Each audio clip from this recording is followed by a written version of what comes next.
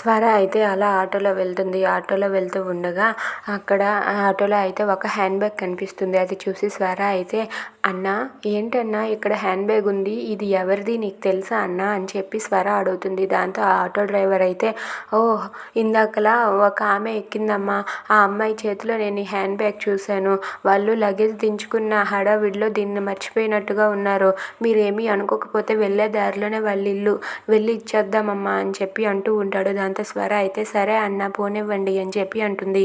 ఇక వైష్ణవి బ్యాగ్ పోయిందని బాధలో ఉంటే ఇంతలో స్వర అయితే అక్కడ ఆటోలో వచ్చి ఆ హ్యాండ్ బ్యాగ్ని ఇస్తుంది. ఇక ఆ డ్రైవర్ అయితే హ్యాండ్ బ్యాగ్ ఇవ్వగానే వైష్ణవి సీను చాలా సంతోషిస్తారు.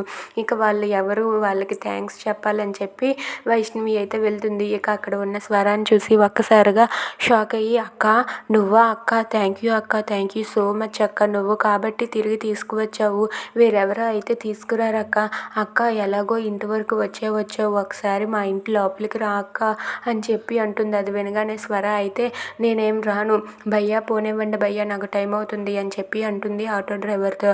దాంతో అక్కడ ఉన్న వైష్ణవి అయితే అదేంటక్క అలా అంటావు, ఈరోజు నా పుట్టినరోజు అక్క, నీ చెల్లెలు పుట్టినరోజు అనుకో అక్క, రా అక్క అంటే ఆ మాటకి స్వర అయితే వైష్ణవి మాటలకు వాళ్ళ ఇంట్లోనికి వెళ్తుంది.